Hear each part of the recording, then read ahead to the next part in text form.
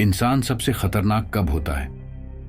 जब उसके सिर पर जुनून सवार हो, जब रिश्तों की मर्यादा टूट जाए, जब प्यार नफरत और लालच का गुलाम बन जाए। आज की कहानी उत्तर प्रदेश के संभल की है। एक ऐसी कहानी जिसने इंसानियत को शर्मसार कर दिया। ये कहानी है राहुल नाम के एक सीधे साधे व्यापारी की, जिसकी जिंदगी में उसकी अपनी पत्नी ने ही मौत का जाल बिछाया। संभल में पति अवैध संबंध में काटा गया है तो रूबी ने पति को 36 टुकड़ों में काट डाला।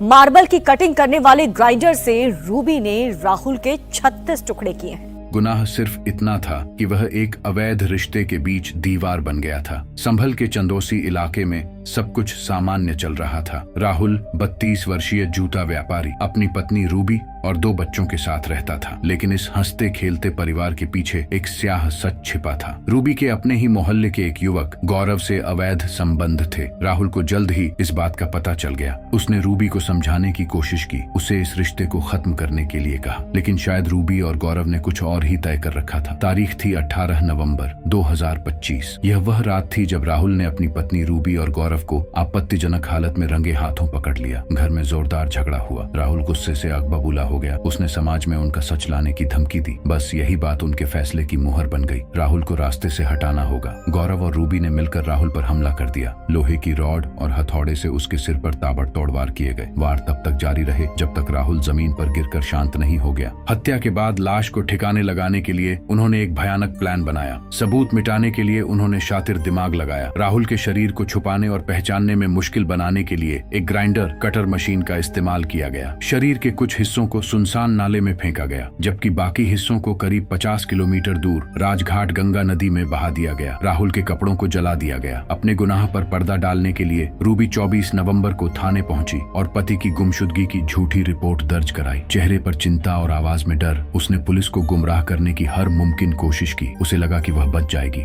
लेकिन अपराध कितना भी शातिर क्यों न हो, कोई न कोई निशान छोड़ ही जाता है। 15 दिसंबर को पुलिस को नाले से एक बुरी तरह सड़ा गला धड़ मिला। आवारा कुत्ते लाश को नोच रहे थे। पुलिस के लिए यह एक ब्लाइंड मर्डर था, लेकिन 20 दिसंबर को हुए पोस्टमार्टम के दौरान एक बड़ा सुराग मिला। धड़ से जुड़े हाथ पर राहुल नाम का टैटू गुदा हुआ था। बस यहीं से पूरी कहानी पलट गई। पुलिस ने गुमशुदगी की शिकायतों की जांच की और रूबी की शिकायत पर ध्यान केंद्रित किया। पूछताछ और कॉल डिटेल्स ने रूबी और गौरव के संबंधों का खुलासा किया। घर की तलाशी में खून के धब्बे, लोहे की रॉड, हथौड़ा और इलेक्ट्रिक हीटर बरामद हुए। सख्ती से पूछताछ करने पर रूबी टूट गई और उसने अपना जुर्म कबूल कर लिया। उसने बताया कि कैसे उसने और गौरव ने मिलकर इस भयानक हत्याकांड को अंजाम दिया। इस घटना ने सबको हिलाकर रख दिया। राहुल की 10 साल की बेटी ने पुलिस को बताया, मम्मी पापा में अक्सर लड़ाई होती थी। घर पर 3 लोग आते थे, मेरे लिए चॉकलेट लाते थे। एक व्यक्ति कहता था कि बस कुछ महीने और फिर मैं ही तुम्हें रखूंगा, तुम्हारे पापा बीच से हट जाएंगे। मेरी माँ और जिसने भी पापा के साथ यह किया, सबको फांसी मिलनी चाहिए।